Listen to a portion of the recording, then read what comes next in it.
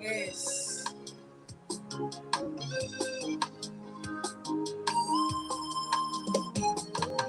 Yes, nitie nguvu, nimalize mwendo salama. Yes, Yesu nitie nguvu, yes, nimalize mwendo salama. Yes, nitie nguvu, nimalize mwendo salama.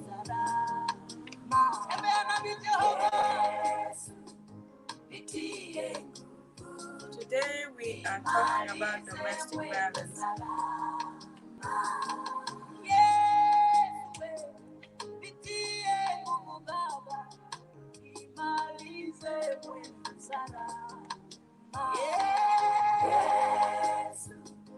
Today I'm doing it late because of Kenya time, so I woke up to do this video.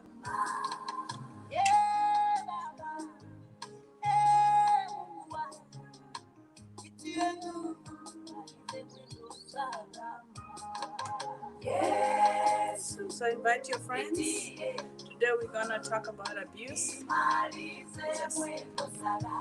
it late, so my American friends may not watch it, but my Kenyan,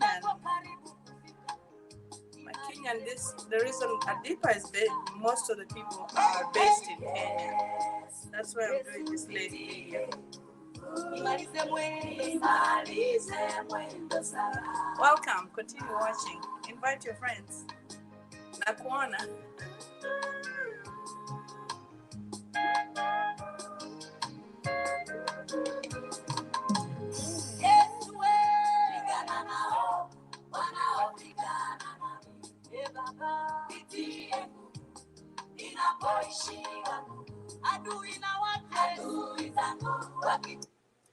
Okay, we won't listen to a lot of that song today, but I wanted to go through the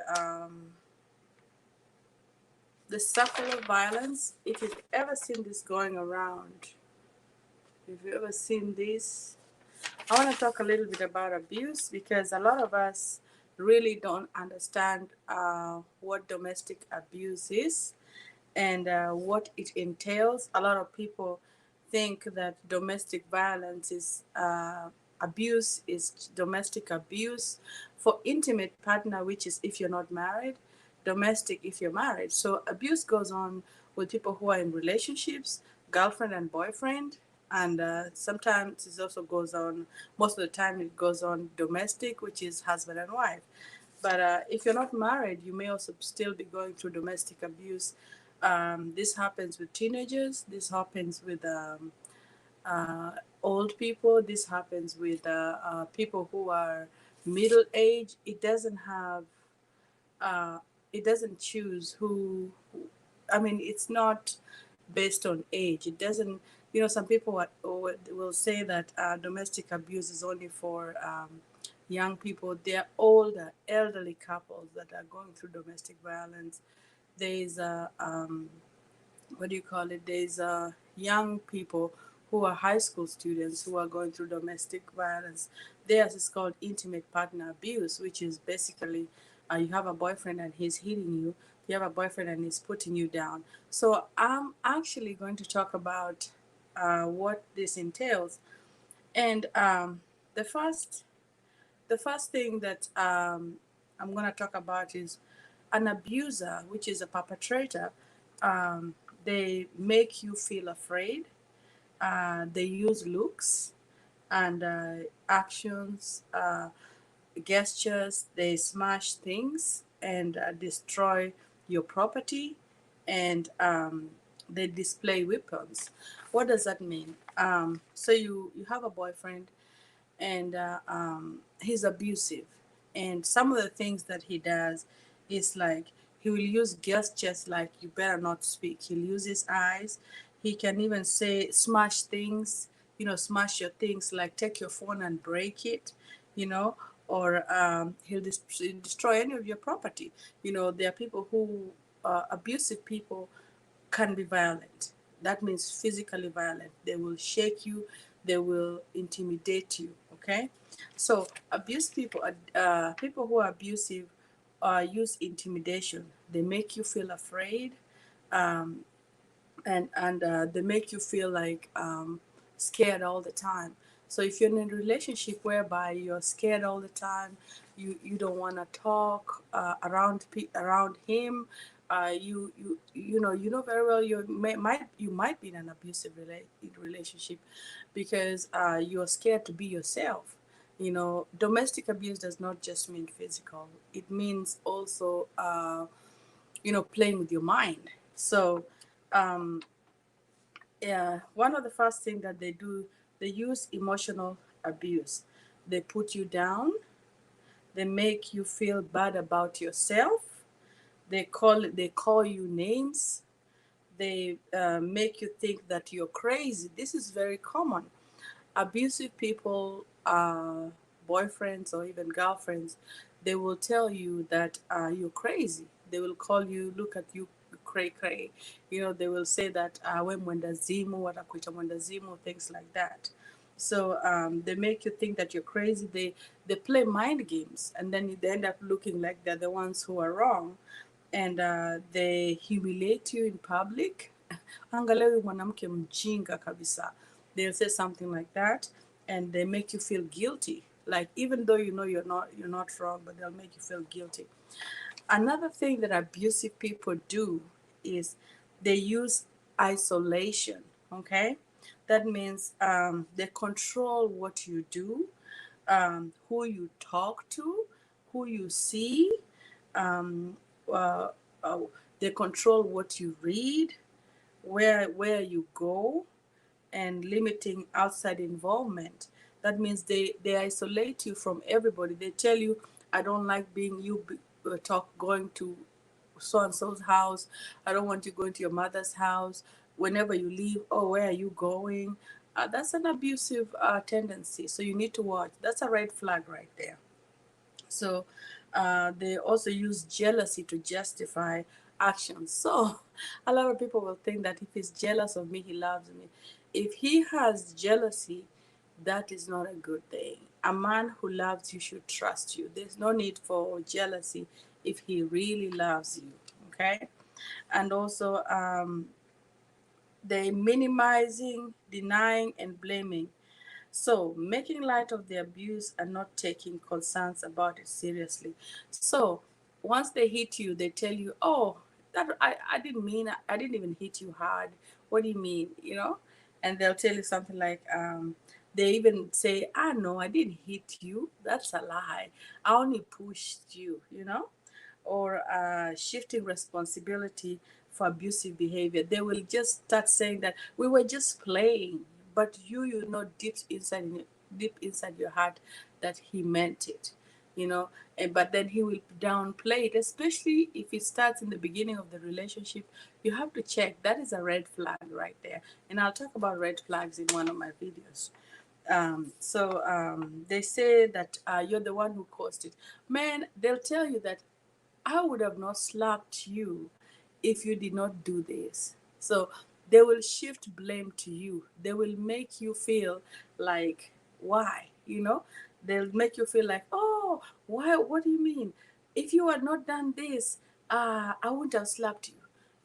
If you had only come home in time, now look what you're doing. I'm slapping you. So an abusive person will blame you for what he is doing. Okay? So they'll also uh, they treating they will treat you like a servant. An abusive. So if you're in a marriage where somebody treats you like you're a maid, you're in this marriage which is supposed to be for two people, but you're the one who is being treated like a servant. Even if you don't work, even if the man is the one working, he should still treat you with respect. And I'm telling you these things not because you are in an abusive relationship. Your friend could be in an abusive relationship and they don't even realize they're in an abusive relationship. So I hope these videos that I'm going to be doing will kind of click something in your mind and make you question what is going on to you. Because a lot of times when you're in an abusive relationship, you don't even you don't notice because it is something that is done to you every day. So They treat you like a servant. They make all the big decisions whereby you should be. This is in Kenya, like we have women even here in America who their husbands go to Kenya, they go and buy, they tell the wife, you need to pay all the bills in this house because me, I'll be building a house in Kenya for us. You know, he chooses where he builds the house, everything in his name, everything he's doing is, none of it is on your name. That is an abuse right there. That means he's trying to be sneaky. Your husband should be able to make a decision. He should tell you, here is the title deed, it's in our name. And if they're doing that and they're not telling you, then you need to start asking yourself, what is wrong here? You know? So they treat you like a servant. They make all the big decisions, acting like the master of the castle. Well, I understand my husband is the master of my castle, and I'm married, happily married, but I choose to treat him like that. I choose to treat my husband like that, but he doesn't make me treat him like the master of the castle. He doesn't. He doesn't force me to be the master of the castle. You know. So if a man is forcing you, is telling you you have to be obedient, obedience is earned. Obedience is something that is you do not just take and say you have to be obedient. And a lot of people use that verse where they say, husband, wives, be obedient to your husband. They're forgetting one thing in that, in the Lord. If your husband is treating you like Christ, like Christ, like Christ treats the church, you know, like if your husband is treating you, loving you like Christ loves the church, then that means he will not hurt you. That means he will not be doing anything bad to harm you. So if he can fall love you like Christ loves the church and do those, if he's guided by Christian principles of love, then I can be obedient. I am obedient to my husband. But you know what? He doesn't make me, because he treats me with respect, because he loves me, because he cares for me. That is the reason why I am obedient to my husband. But if he tried to force me, if he tried to treat me any other way, I'm gonna resist. I'm gonna be like, oh no, that's not where we're going. So you need to learn that respect is earned. He has to earn that respect from you. He does not need to force you to do things that you don't want to do. Just because he's working and maybe you're not working, that doesn't mean that you're less. He should not treat you like the children in the house and uh, uh, cuss you out because you're not working and he's working. Then that means you're not a child, you know. So don't let him do that. So acting, being the one to define men and women's roles. Yeah, if your husband starts telling you, oh no, you need to be in the kitchen, I know my role. But if you're starting to define those roles for me, then that is a problem.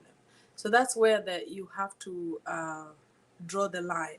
If your husband start defining those roles for you, so make sure that you define your own role in the house. I don't work. My husband works. So I know to go cook. If I don't cook, my husband knows to go pick up a peanut butter and jelly sandwich. You know, he will go and pick whatever's in the fridge. But he's not going to demand that, Lillian, you need to go, or Atieno, you need to go and cook. He's not going to do that, because that's now when it'll cross the lines. Okay? So another thing husbands do, abusive husbands do, is they prevent you from keeping a job. A lot of husbands, in order for them to control you, they want to make sure that the ones who is making the money, even if they are broke, even if they're not making enough money, they'll tell you, I don't want you to work. Do you know how hard it is to beg for money, for salt, to go ask for money for, you know? So, you know, no, that is abuse there. If you choose, if you guys choose that you stay home, it should be the decision that's made between you two. but it should not be one person making that decision to tell you need to stay at home. Okay, making her ask for money. Yes, a lot of people who abusive people, they will make sure you don't have a job and you're always asking them for money so that they can control you. So make sure you get your own job, your own, and if you're not able to, he should still not treat you like that. Giving her an allowance, you see, like a child, you know, your money, apparently the money he's making is his. So you get an allowance like a little kid. Oh, take $20 there. I know women who have been, and these are respectful women who are given $20, $50 here, and the husband makes thousands of dollars. So that is where abuse, is happening. Taking her money, your abusive husband takes your money and not letting her know about or have access to family income. I was telling you guys why, especially in the diaspora, which is here in the United States with African wives, you find that your husband goes home, says he's going to build a house, he's going to do this. It's okay, it's going to be our house. But then he's also not taking care of the house here. So he's forgotten this family. He's going to take care of the houses at home, building a house at home that you do not have access to, that you don't know where the title deed is. Maybe it's even given it to another woman, especially in our world whereby they're allowed to have many wives. So that those are things you need to watch. Okay. So abusive in an abusive relationship, um, a husband uses coercion and threats, making or carrying out threats to do something to hurt. So they'll tell you, I'm going to hurt you. I'm going to, if you don't do this, I'm going to hurt you. If you don't do this, I will not pay rent. Then let's see where you're going to go. And then threatening to leave you. They threaten to leave you all the time. Abusive people always threaten to leave you every time.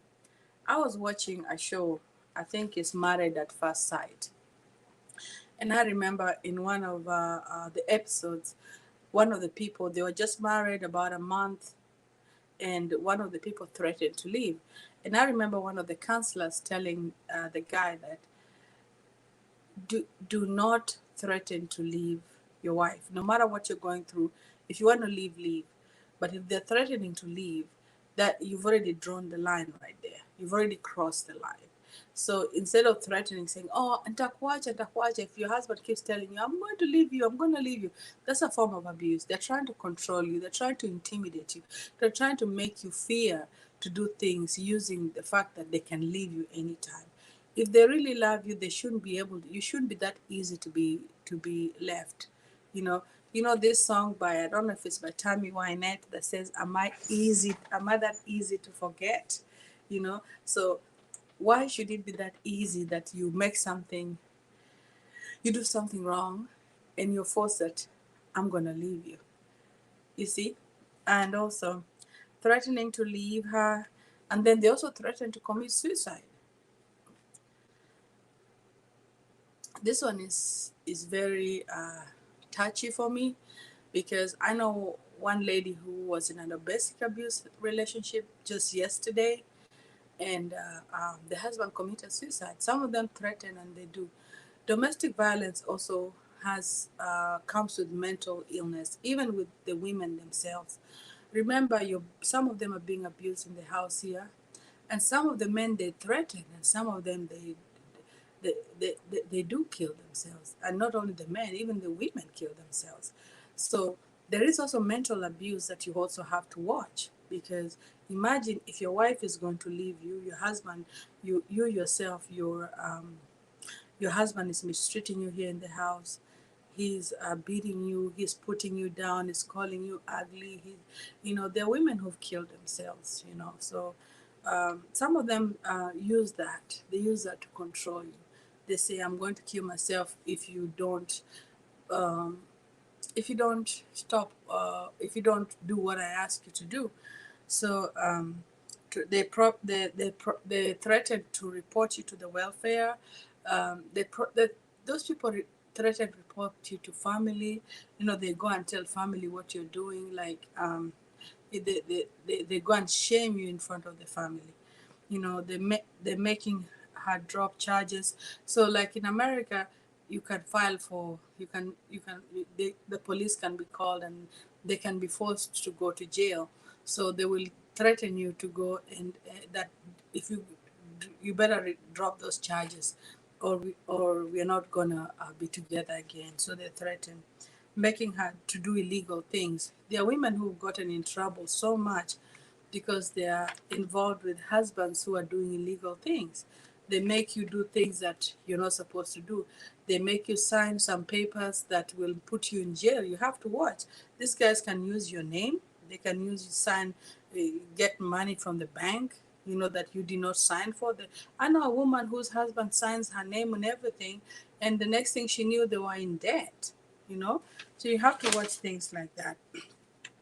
So domestic abuse, and also intimate partner, which is also for girlfriends and boyfriends, is a pattern of behaviors used by one partner to maintain power or control over another. Any race, anybody can be affected with domestic abuse. So remember, there's things like fear, you know, um, the reason why people stay in abuse, they stay in abuse because they're scared. They stay in abuse because of they're ashamed. They stay in abuse because they don't want people to know that they're this good man, that this big wedding that we had, this man is abusive. um, Embarrassment can make you stay in abusive relationship. Low self-esteem. Even me, let me tell you, for years I had very low self-esteem when I was in an abusive relationship because I was ashamed. um, I was scared of people knowing, and I kept everything inside, and that kind of just made me have low self-esteem. I wasn't out talking or anything like that. The um the the reason why people stay in domestic abuse also is because they love their children. I know a woman who just recently told me that the husband took the children. You know, so a lot of women don't want to leave domestic abuse because of the children. Cultural beliefs, a lot of them because they've paid dowry, or because it's shameful in their community to be abused, to leave your husband, and also because of the church. Remember, divorce is allowed. So even if you're a Christian, you can't stay in a hut. Love does not hurt. So if you're a Christian and you're staying there because you're a Christian, you're staying in for the wrong reason. A man who loves you shouldn't hurt you. He already broke that law, that of love, just by hurting you. So that's already done. you know so traditional, gender rules. A lot of people stay in abuse because they think it's normal. Men just do this. Another, in America, people stay because immigration issues. They don't have paper. The husband has papers, and the husband is threatening to report them to immigration. Then they don't have money. Those are reasons why people stay in abuse. Some people are disabled. Let's say you have diabetes, or you have illnesses that you need your husband to be taking, or he's the only one who knows about it. So you stay in a marriage, maybe because you bear to a secret.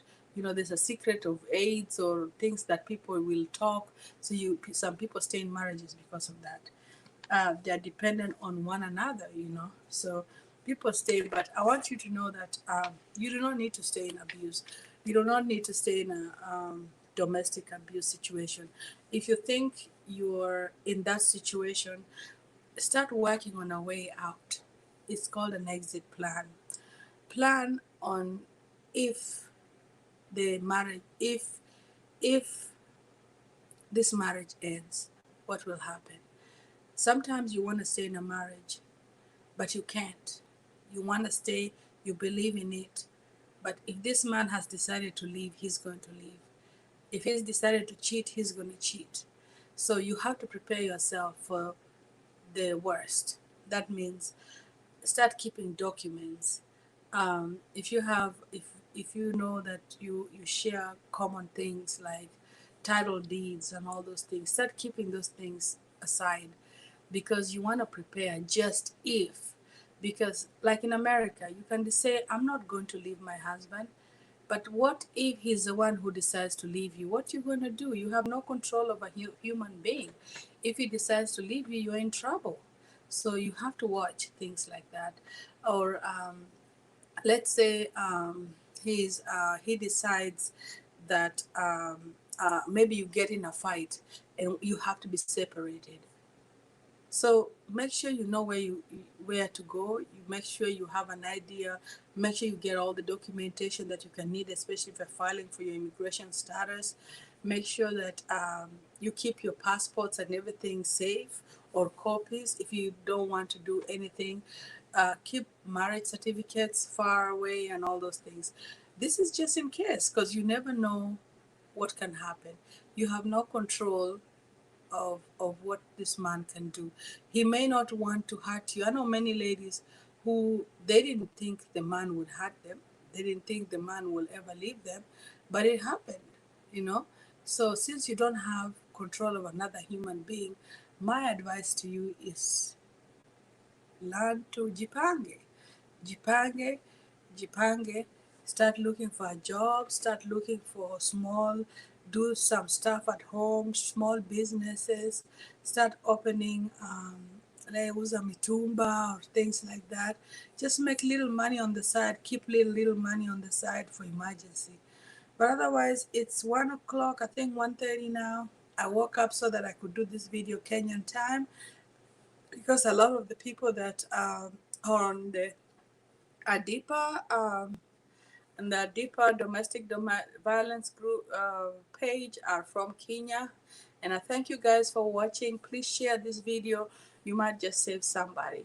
You know, a lot of people that I've helped, they said they didn't watch the video when I did it, but when they saw it fly on their timeline, they shared it and they saw it. So please continue educating one another, continue staying safe. Remember, in America, if you're in any situation that needs, let me see, in America, you can call the National Domestic Hotline. You can type that. I don't have the number up front here, but I wish I had checked it before. You guys have a good evening and God bless you.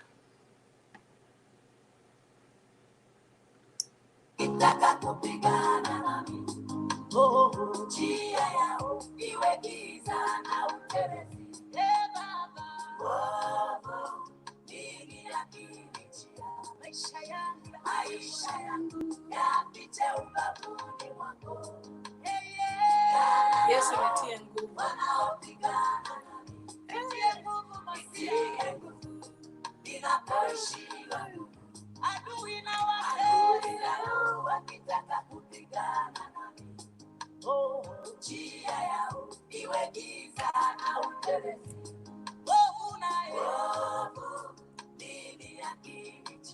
You guys hear that song? It's called Lullaby.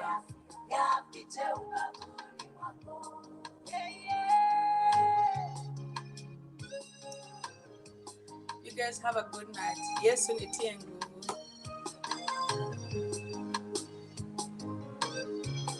Make sure you share this video. And if you're watching this video and you share, I'll put you in a pot to win a prize. If you're watching me now, you might be the only one sharing. So share the video and I'll send you a prize. Yes, share. Nimalize mwendo salama. Wengine walipojeruhiwa